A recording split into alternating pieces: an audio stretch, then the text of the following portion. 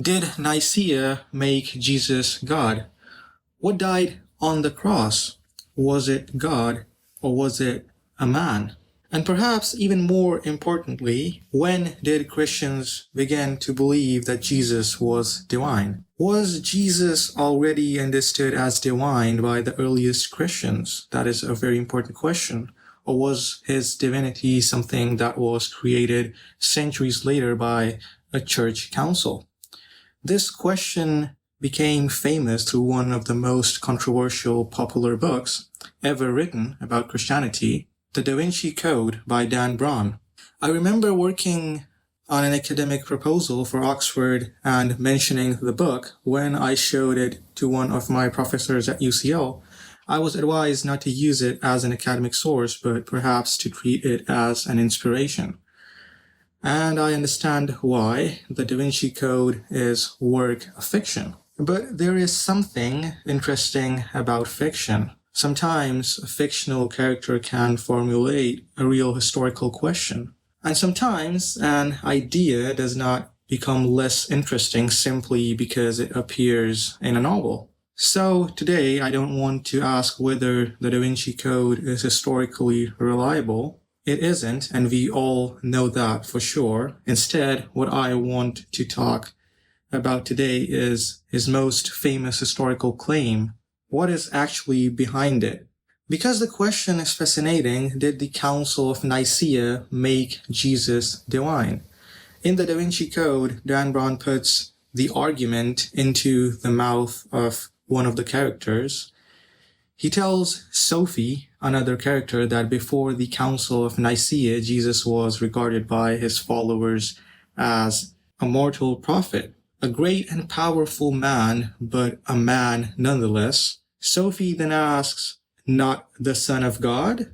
And the character replies, right. He then makes the dramatic claim that Jesus' establishment as the Son of God was officially proposed and voted upon at the Council of Nicaea. Sophie asks, you're saying Jesus' divinity was the result of a vote? And the character answers, a relatively close vote at that. It is an extraordinary scene because if you take it literally, the implication is enormous. Jesus was not divine. Then a group of bishops gathered in the 4th century. They voted, and suddenly Jesus became God. It sounds almost like theological democracy, as if divinity itself could be declared and decided by counting hands. But was that actually what happened? The council really did happen. The Council of Nicaea took place in 332 CE under the Emperor Constantine, and there really was a major controversy concerning Jesus. But the controversy was not simply, is Jesus God or is Jesus a man? The debate was much more complicated. The question was, what is the relationship between Jesus, the Son, and God, the Father? Is the Son eternal? Was the Son created? Is the Son truly divine? And if he is divine in exactly the same sense as the Father? This is where Arius enters the story, and perhaps it's not mentioned in the book. Who was Arius now, and why Dan Brown never mentioned him? Arius was a Christian associated with Alexandria, and his position is often simplified today into Jesus wasn't God. But that is actually too simple. Arius did not simply reduce Jesus to an ordinary human prophet. His position was much more sophisticated, and I will tell you why. For Arius, the Father alone was without beginning. The Father was absolutely uncreated and eternal. The Son, however, was generated by the Father before the creation of the world. So the Son existed before creation. The Son was not simply an ordinary man, but the Son was not eternal in exactly the same sense as the Father. This is the background to the famous Aryan formula, there was when he was not. And this is precisely why the controversy became so explosive. Because Arius was not asking whether Jesus was important. He was asking how can the Son be divine without compromising the uniqueness of the one God. Arius tells us something fascinating. And here is where I think the story becomes much more interesting than Dan Brown's version. We actually have a letter attributed to Arius himself. It was written to Eusebius of Nicaea and preserved by the 4th century theologian and historian Theodoret. And Arius explains what he and his opponents were arguing about. He says that his opponents were teaching God always, the Son always. In other words, the Father has always existed and the Son has always existed. But Arius rejects this. He says instead that the Son is not unbegotten. The Son has a beginning. God, however, is without beginning. And then comes the extraordinary part. Arius describes the Son as perfect God, only begotten and unchangeable. Think about that for a moment. Arius is calling the Son perfect God. And yet Arius is also insisting that the Son has a beginning. This alone should make us pause before repeating the simplified story that the early Christian controversy was simply between people who believed Jesus was God and people who believed Jesus was merely a man. It wasn't. Disagreement was much more precise. The question was, what kind of divinity does the Son possess? And what is his relationship to the Father? Arius continues by saying that before the Son was begotten, created, purposed, or established, he was not. And then he gives us the heart of his position. We are persecuted because we say that the Son has a beginning, but that God is without beginning. This is quite remarkable because Arius himself gives us evidence that in the 4th century, Christians were not simply debating whether Jesus was a human being. They were debating the metaphysical status of a pre-existing Son. So what happened at Nicaea? The Council of Nicaea rejected Arius' position. The bishops affirmed that the Son is homoousios with the Father.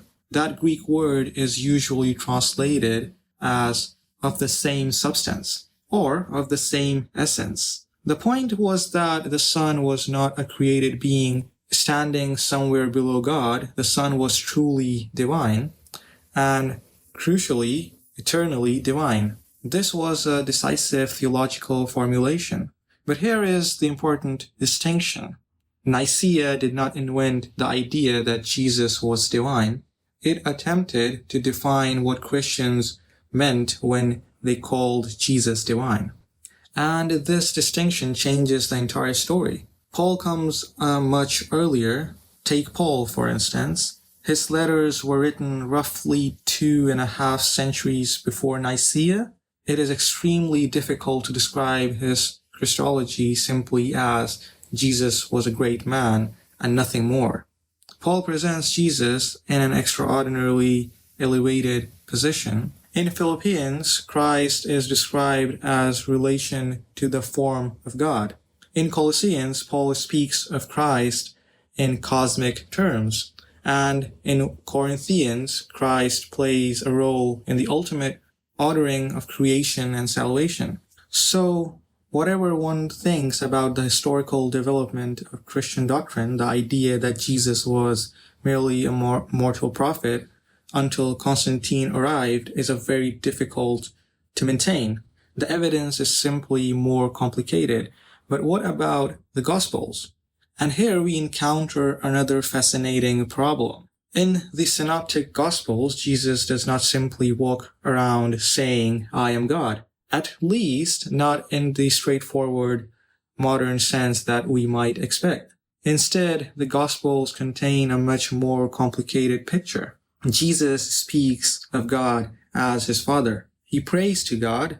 he distinguishes himself from the Father, and in John, the language becomes even more extraordinary. John begins, "In the beginning was the Word, and the Word was with God, and the Word was God." And later, the Word became flesh. So now we have a bigger problem. The earliest Christian evidence does not give us one simple sentence that settles everything. Instead, we have layers of language.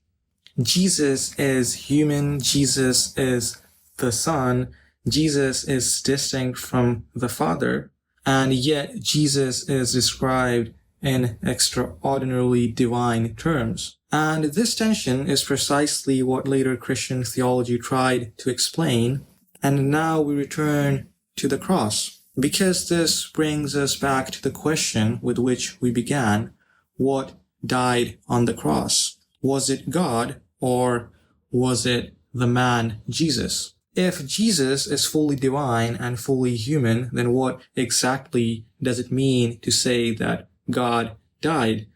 This question would become even more complicated in later Christian debates.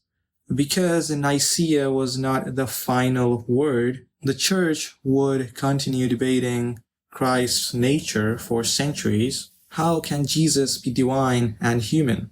Are these two natures one person? How do the divine and human relate? And eventually, these questions would lead to further councils and controversies. So the question, did God die on the cross, is not a simple historical question. It is a philosophical and theological question about what Christians mean when they say that Jesus is God. And this is where Dan Brown becomes interesting, and I would say interesting. I don't think the historical value of the Da Vinci Code lies in accepting everything that Dan Brown's characters say. It lies in the questions that novel focuses us to ask. The character claim that Jesus' divinity was created by a vote is historically misleading, but the scene points towards something real. There really was a bitter dispute over the nature of Jesus. There really was a council.